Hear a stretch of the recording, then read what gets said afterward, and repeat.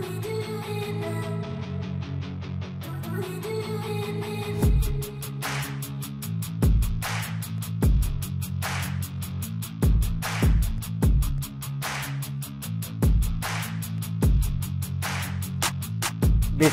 রহমানির রহিম। Welcome to my channel. আমাদের আজকের বিষয় তরঙ্গ ও শব্দ, ক্লাস 9-10 বিষয় পদার্থবিজ্ঞান, অধ্যায় 7 তরঙ্গ ও শব্দ নিয়ে আলোচনা করব। প্রিয় শিক্ষার্থীরা, আমরা পার্ট 1, পার্ট 2, পার্ট 3 আলোচনা করেছি। আজকে আমরা আলোচনা করব পার্ট 4।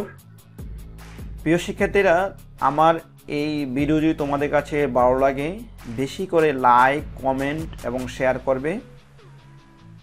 যদি তোমরা কোনো ভিডিও পেতে চাও তাহলে আমার চ্যানেলে গিয়ে ইনবক্স করবে, কমেন্ট করবে।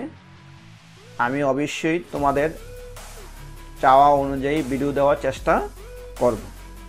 তো চলো আমরা আমাদের মূল আলোচনায় চলে যাই।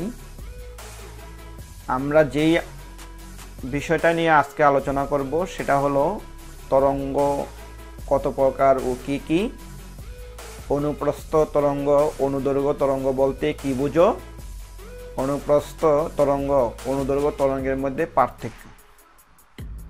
তো চলো আমরা তরঙ্গ কত প্রকার, প্রথমে জানবো আমরা তরঙ্গ কত প্রকার ও কি কি। তরঙ্গ প্রধানত দুই প্রকার, অনুপ্রস্থ তরঙ্গ, অনুদৈর্ঘ্য তরঙ্গ। এবার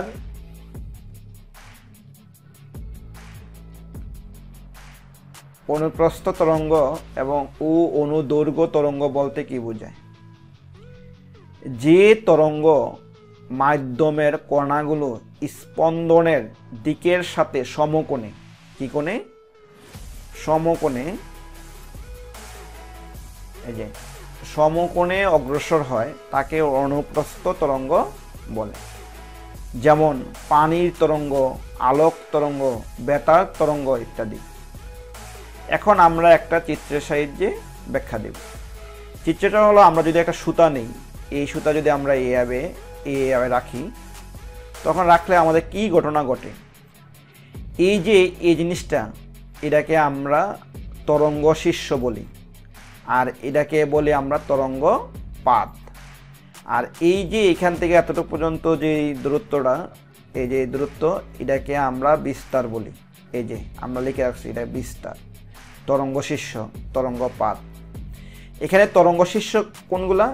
এ বি সি হইল সি ডি তরঙ্গ শীর্ষ, পি কিউ আর এস তরঙ্গ পাত। এখন একটা শীর্ষ থেকে আরেকটা তরঙ্গ শীর্ষ পর্যন্ত এটাকে তরঙ্গ দৈর্ঘ্য। একটা এই যে এখান থেকে এতটুকু পর্যন্ত তরঙ্গ পাত। এই যে ই থেকে এফ পর্যন্ত এটা তরঙ্গ দৈর্ঘ্য। এখন আমরা দেখি কি কই। এই যে আমরা লিখে বলছি এ বি সি ডি তরঙ্গ শীর্ষ, পি কিউ আর এস তরঙ্গ পাত। এখানে এই যে আমরা এ থেকে বি বা পি কিউ, কিউ আর অথবা আর এস, এটা হলো তরঙ্গ দৈর্ঘ্য। একে ল্যামডা দিয়ে প্রকাশ করা হয়, ল্যামডা দিয়ে প্রকাশ করা হয়। ই এফ এটাও তরঙ্গ দৈর্ঘ্য, এফ জি এটাও তরঙ্গ দৈর্ঘ্য, জি এইচ এটাও তরঙ্গ দৈর্ঘ্য। এই যে এই জিনিসটা হলো তার বিস্তার। এখন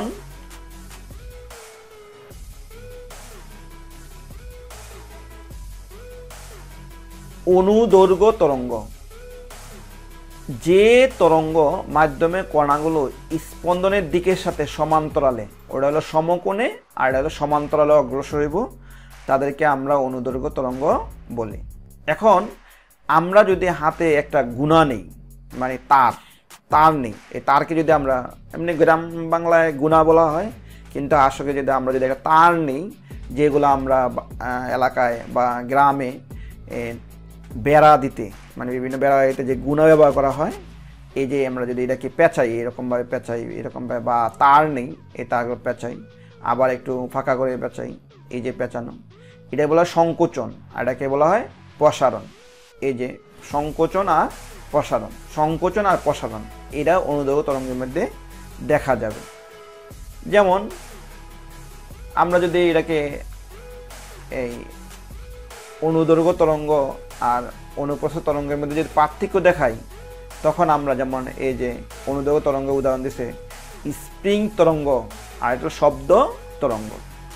এখন যদি কোনো সময় পার্থক্য আসে, পার্থক্যের প্রথম যেই বৈশিষ্ট্য লিখবা সেটা হলো অনুপ্রস্থ তরঙ্গ সংজ্ঞা দিবা, অনুদৈর্ঘ্য তরঙ্গ। তা আমরা আলোচনা করেছি যে তরঙ্গ মাধ্যমের কণাগুলো স্পন্দনের দিকের সাথে সমকোণে আর এটা হলো সমান্তরালে অগ্রসর হয় তাকে অনুদৈর্ঘ্য তরঙ্গ, আর সমকোণে অনুপ্রস্থ তরঙ্গ। মাধ্যমে তরঙ্গ শীর্ষ এবং তরঙ্গ পাদ থাকে, আর এলা সংকোচন আর প্রসারণ থাকে অনুদৈর্ঘ্য তরঙ্গের মধ্যে।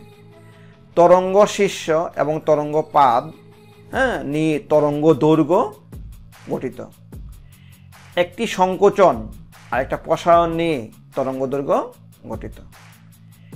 যেমন পানির তরঙ্গ, আলোক তরঙ্গ, স্প্রিং তরঙ্গ, শব্দ তরঙ্গ।